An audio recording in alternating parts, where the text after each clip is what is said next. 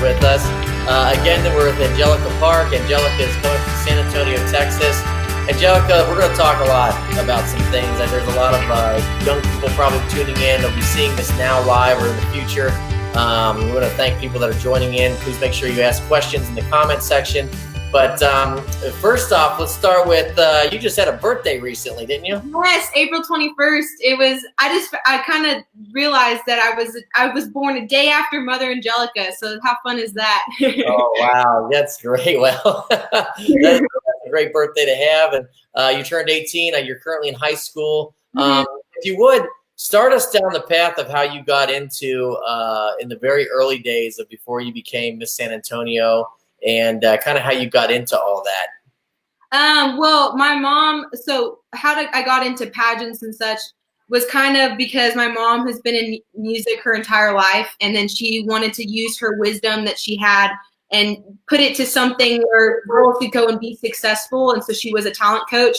And so I got to watch what pageants were, and then I competed in one, and I won my first one, and I only did it for a year.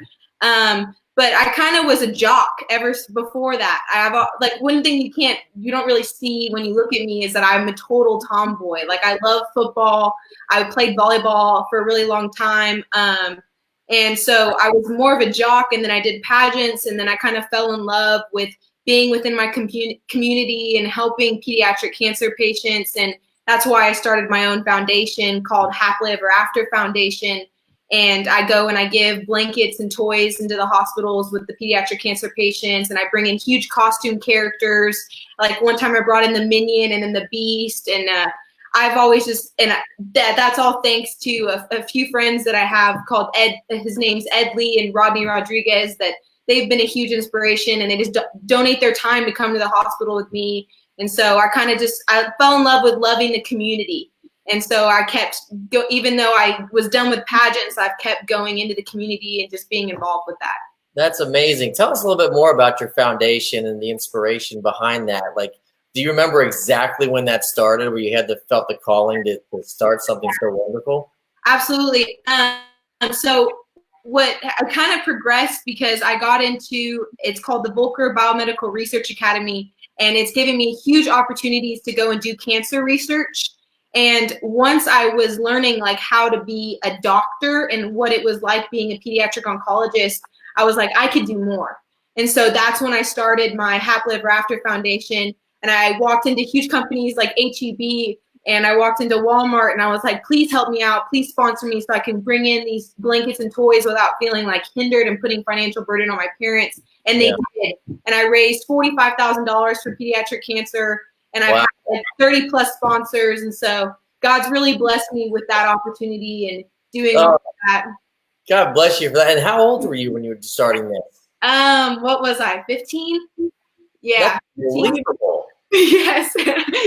Most of us in our lifetime have even raised $45,000 for such a great cause. So God bless you for doing that. So as you know, well, first, anyone joining, as I'm seeing more and more people joining in and texting, we're with Angelica Park. Angelica comes from San Antonio, Texas, former Miss San Antonio, and she's talking to us about how she's taken her new platform that she's found through all her hard work to use it for the work of God. Angelica, take us back to, you mentioned you played sports, and the whole series of inspireWord is about inspiring folks who might be up against challenges that they weren't expecting. Can you kind of take us back to when you were playing volleyball, maybe give us some hardships you went through there, along with, I think you and I had talked offline about, losing a friend, and kind of just relate that time in your life where a lot of adversity seemed like to hit you at once, and how you kind of dealt with it and overcame it, and kind of walk us down that path of what happened. Right. So I'll kind of go, because it was kind of like a 3-part like punch in the face a little bit during my lifetime. So I was playing volleyball. I was starting middle hitter. I was captain on my freshman team, and then was co-captain on my JV team. And I loved volleyball. I had fun with it. I was good at it. And that I was also doing Miss San Antonio at the same time. And so I was I was very active. And when I went and competed for Miss Texas, which is the state pageant, I lost. And it was after I even had all of my foundation was so built. I raised $42,000 at that time. I've raised $3,000 more, but I was still doing a lot, and I felt devastated because I was rejected, even though I built my resume the way I did.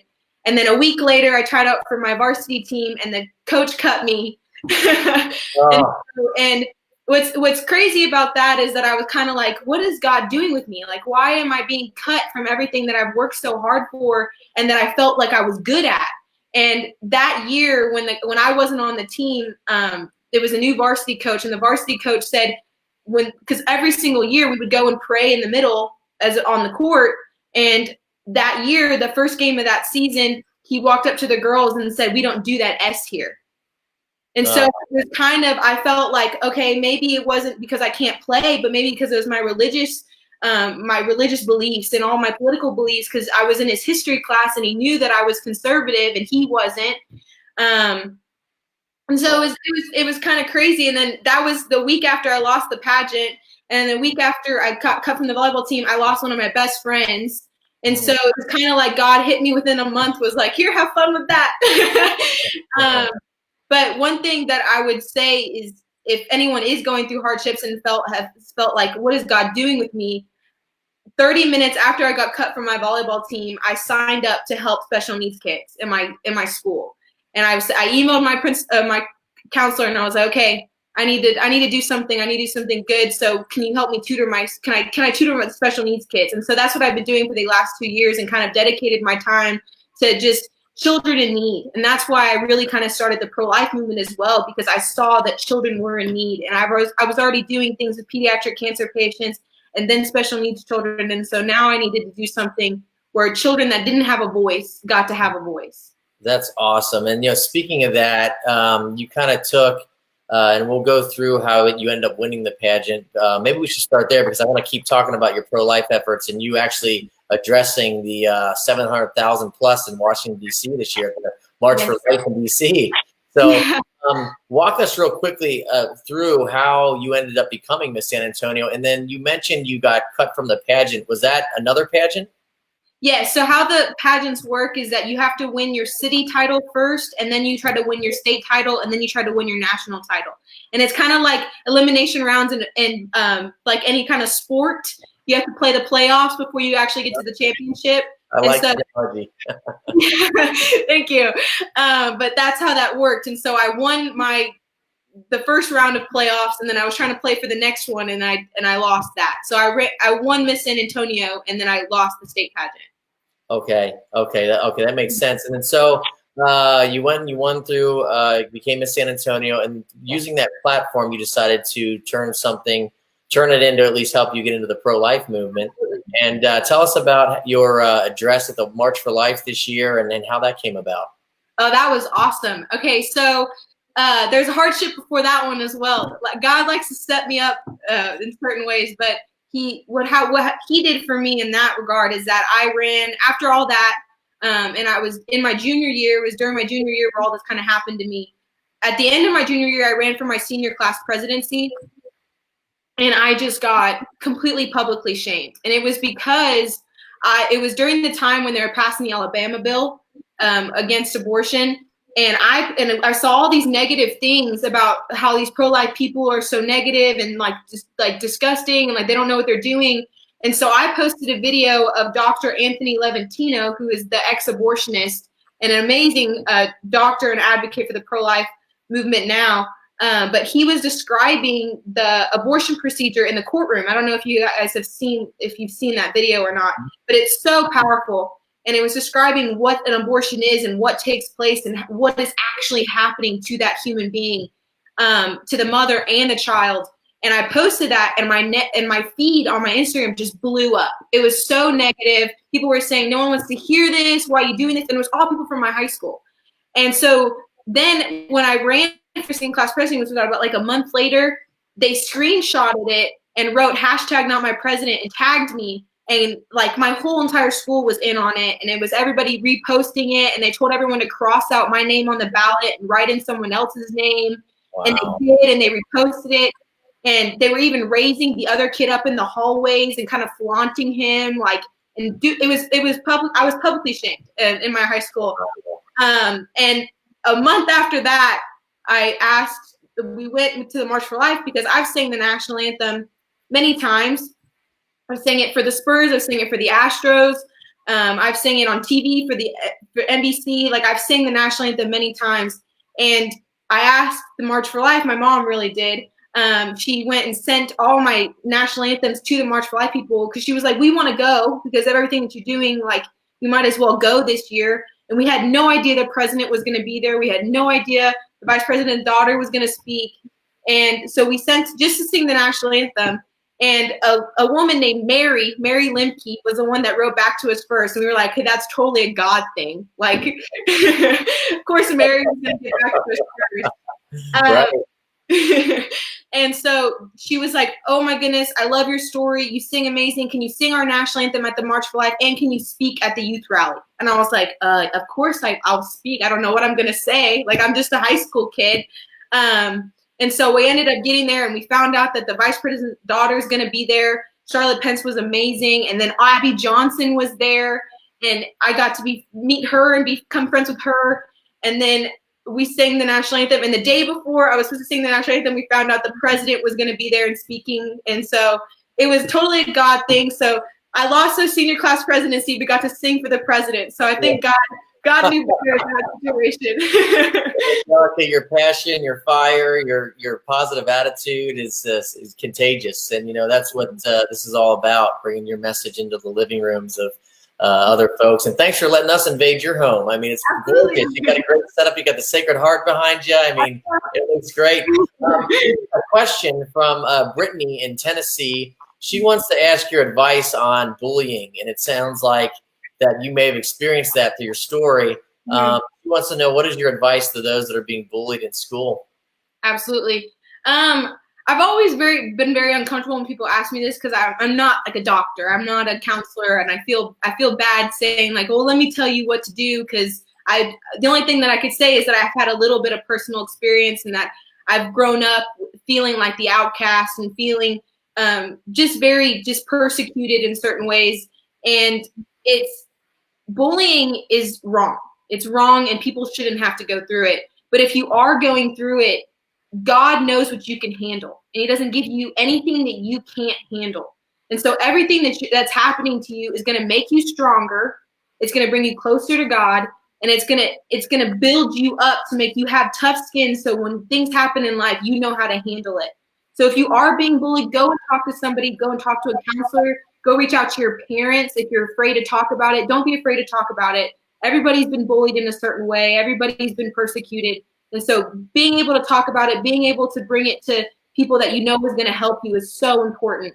And so, but don't ever quit. Don't ever feel like you're not good enough or you're not worthy enough, because Jesus was bullied the most. He was majorly bullied. He's felt it all. He knows verbal abuse. He knows physical abuse. So don't ever feel like you're not worthy, because the guy that's worthy of all of our love has been bullied the most.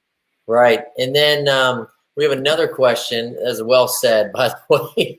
We have another question from someone that's asking, do you or did you have second thoughts about using your new platform for a pro-life movement? And were there times where you found or thought to yourself this was going to ruin your secular career? Absolutely. Definitely. You definitely have those doubts, of course, because I'm a teenager. I was thinking, oh, now my high school hates me. What did I just do? You know what I mean? Wow. And I thought, who do I want to be popular with? Do I want to be popular with the kids that I know aren't doing the right things and aren't living a life in God's light? Or do I want to be popular with the greatest man, the greatest person ever, which is God? And so I thought, okay, it's going to be worth it. It's going to be worth it. God sees what I'm going through. God sees what I've sacrificed. And so He's going to take care of me, and He's going to watch over me. And I said, I want to be popular with Him, not with my high school. And so, yes, I did doubt it a little bit, but I knew what I was doing was the right thing. And I wasn't ashamed of that.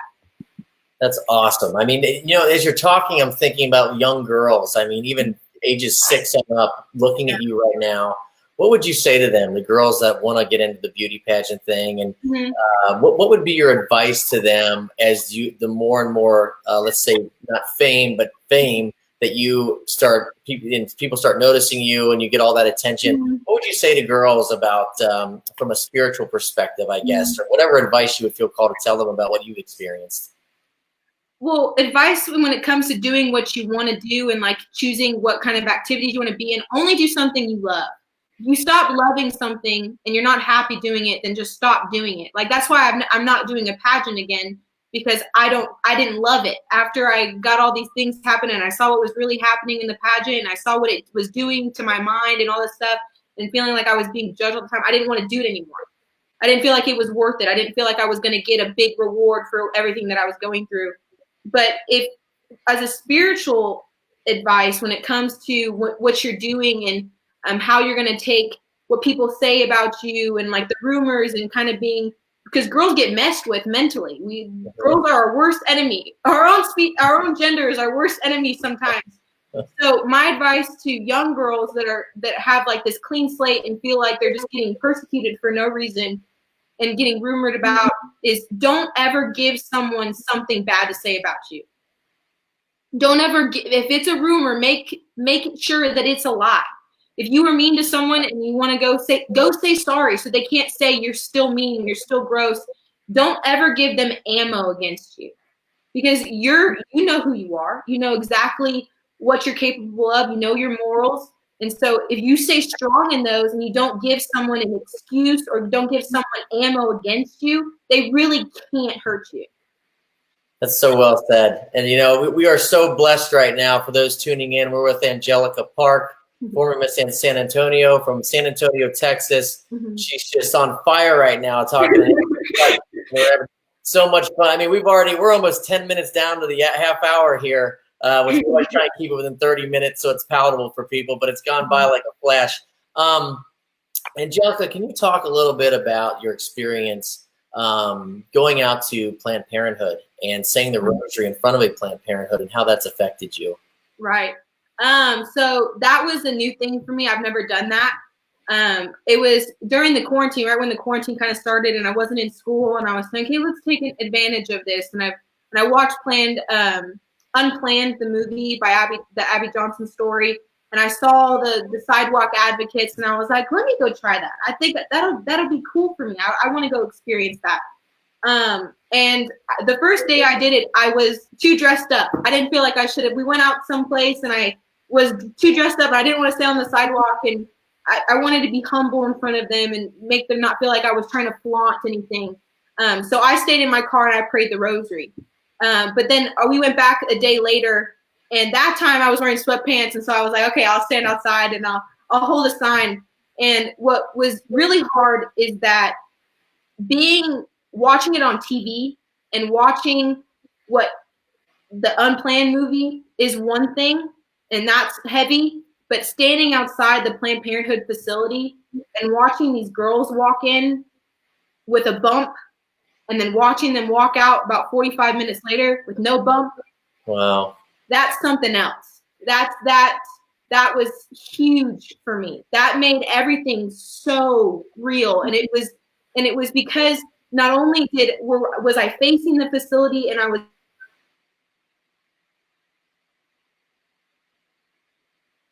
have a little bit of technical difficulties, it looked like. I think it cut in and out for you. You could repeat what you just said. The internet must have cut out. Typical live stuff, but hey, it happens.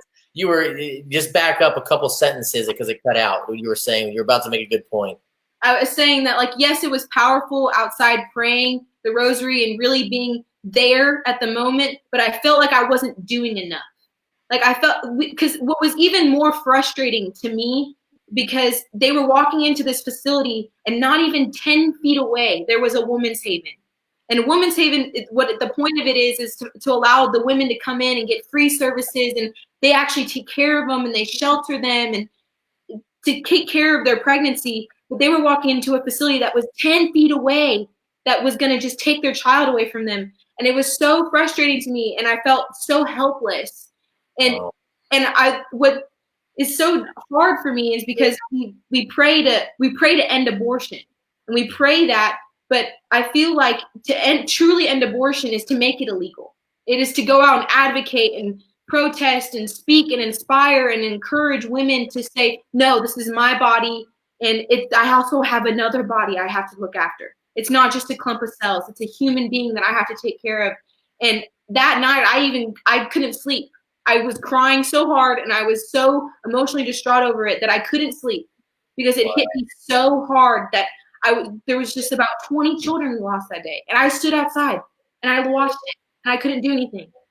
And it's so crazy that there's so many other outlets for these women and that they don't know about and that we need to really, really talk about. So it's so important not only that we pray to end abortion, but also do something to end abortion because it's that serious. It's that serious.